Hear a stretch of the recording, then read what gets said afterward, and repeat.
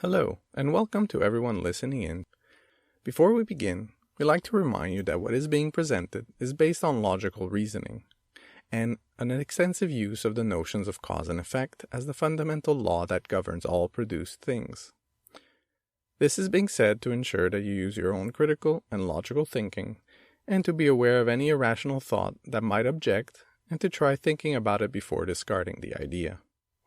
Therefore, the teaching will try to follow logical reasoning.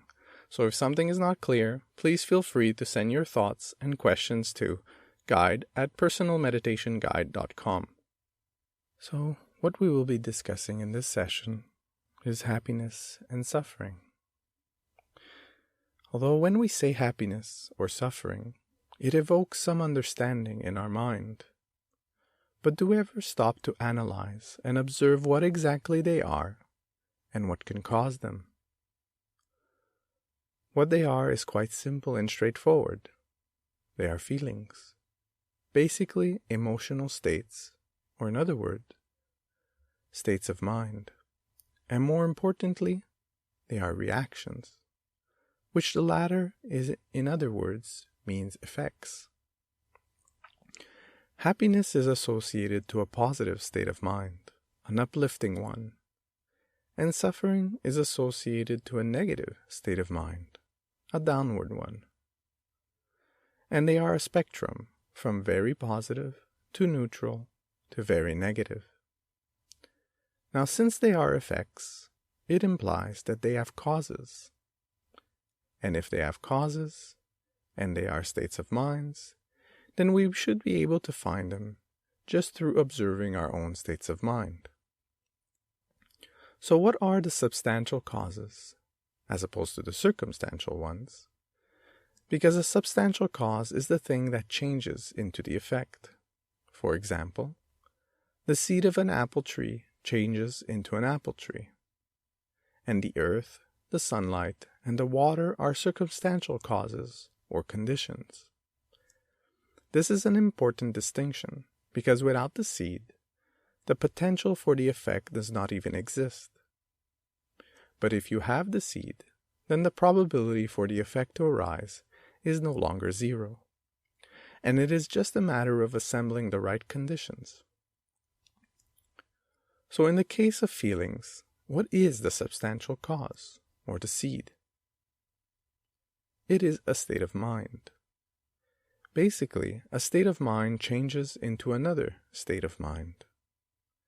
This implies that happiness and suffering are caused by prior states of mind, meaning that it is a particular state of mind that is the seed of either happiness or suffering, and that everything else are circumstantial causes or conditions. This is quite a big statement, because it implies that the seed of all our happiness and suffering are within our own mind, and not in external circumstances or conditions. We will illustrate this with an example, but before, another important distinction to be made is that particular states of mind cause other particular states of minds, and not just any. There is a strong relationship between a cause and its effect, meaning a particular cause gives rise to a particular effect, such as the seed of an apple tree can only give rise to an apple tree, and not an orange tree, for instance. So to illustrate this, let's take watching TV. You might be thinking, watching TV makes me feel better. Okay, so you start watching one episode. Maybe you do feel better. So you watch a second, and a third, and a fourth, and so on. Now imagine, really feel like you just keep going. When you could start to feel that if you watch another episode, you will feel like you will go nuts. If so, then how is it possible for the same cause to have as an effect an opposing feeling? One starting positive, and after a while, negative. This would be like saying that if we put water in the freezer, that after a certain number of times, we would get boiling water instead of ice. But what we can really observe is that assembling the same causes and conditions always gives rise to the same effect. Meaning that if we put water in the freezer, we always get ice. We don't get its opposing effect, such as boiling water. Therefore, our feelings do not work any differently, since they follow the same rules of cause and effect. The analysis and example show us that the seeds of happiness and suffering are really states of mind, and not external things, such as watching TV, smoking, drinking, drugs, having sex, eating, exercise, family, friends, reputation, health, work, vacation, and the list goes on, as these are only conditions. So the question is, what are the seeds of happiness and suffering? So let's take a few moments to observe and recall past states of minds that then changed into either happiness or suffering. To help in that search, as we might associate happiness and suffering to extremes of the spectrum, so let's just say positive, even just a slight positive, like a little smirk or a smile, or a negative, even just a slight negative, like a sigh or an irritation. If we start observing and analyzing our states of mind, we will start seeing patterns. For instance, if we see hatred, anger, jealousy, envy, miserliness, and discouragement, amongst others, which are obvious ones, and that if we maintain these states of minds, they will give rise to suffering, a negative feeling, regardless of the external condition or circumstance. A bit more subtle is the state of mind of rejection, meaning not accepting what has occurred, basically maintaining the belief that only if external circumstances would be other than what they are, can you be happy.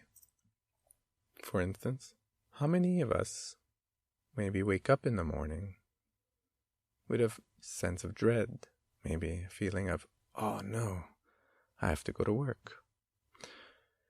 And basically during the week, we have a hard time waking up. But yet on the weekend, we're okay to get up and we actually wake up early, nice and fresh, because there is no work. Now if we would change our mind, the way we relate to our work, and just accept that we must work, for instance, then getting up in the morning wouldn't be so bad.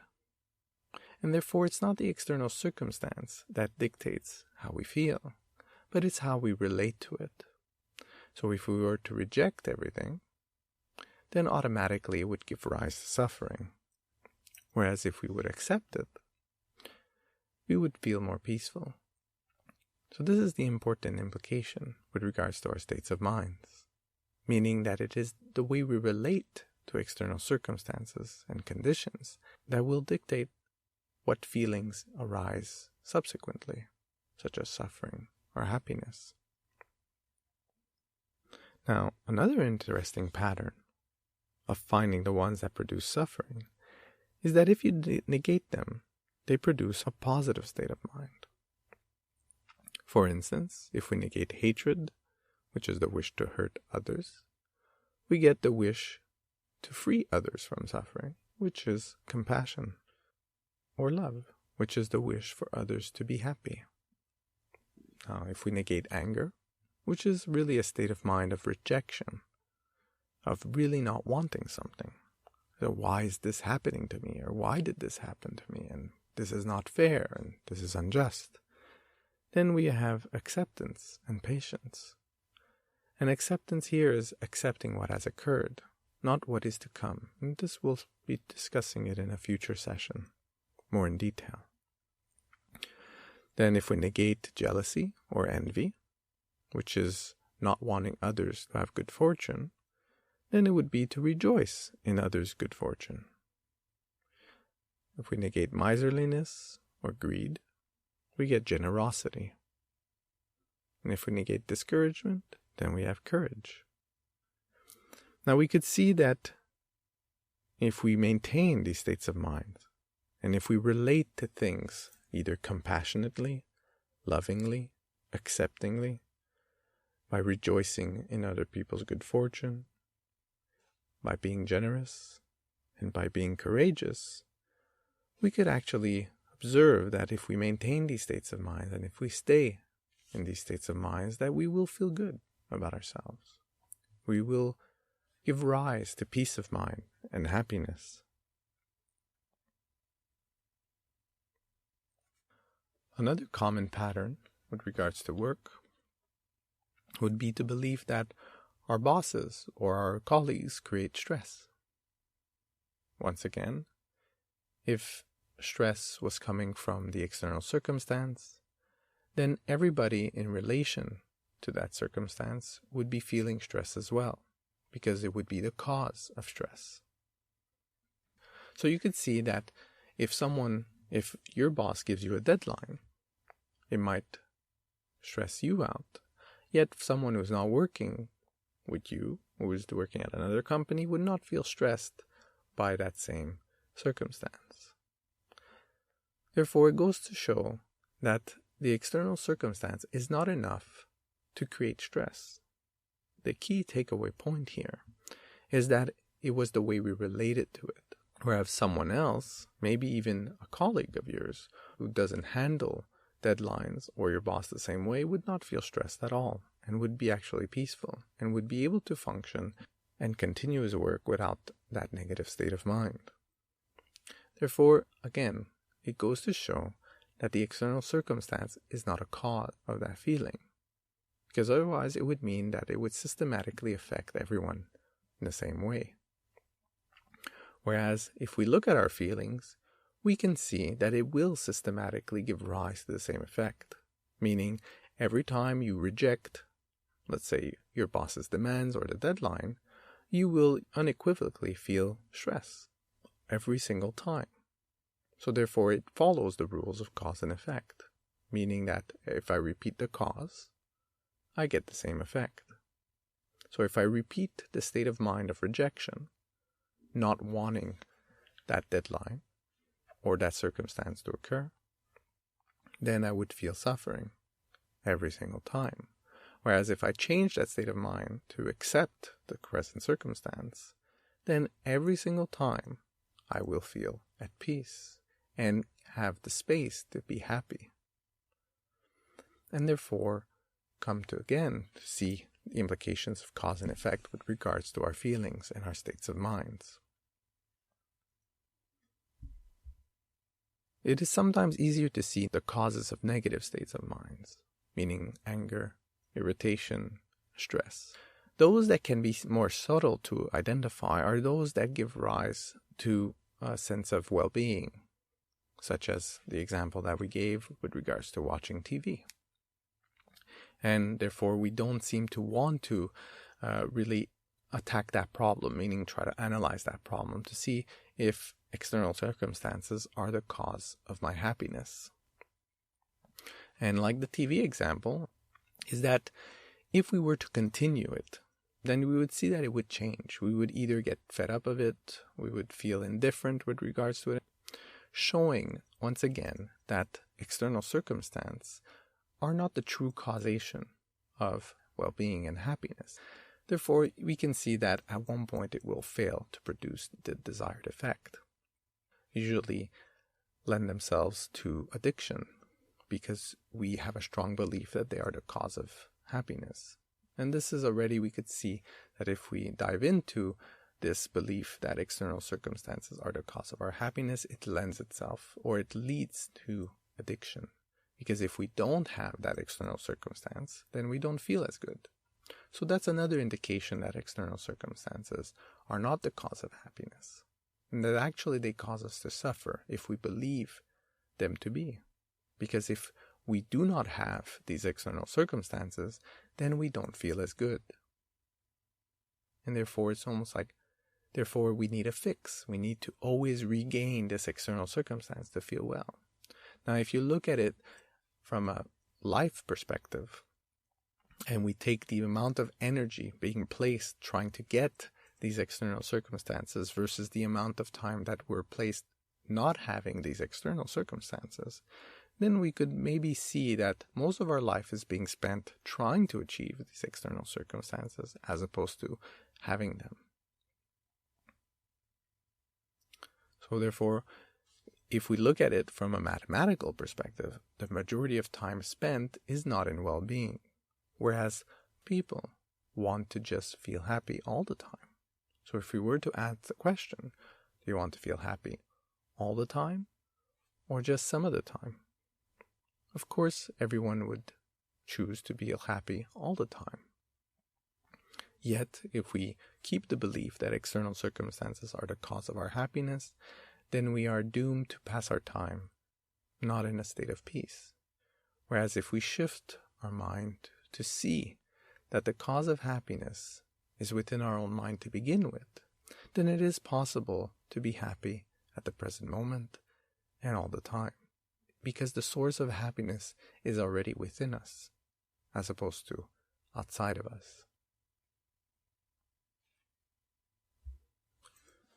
Now, it's important to understand that this is not saying that external circumstances cannot be beneficial. Just like earth, water, and sunlight are beneficial for the seed to grow.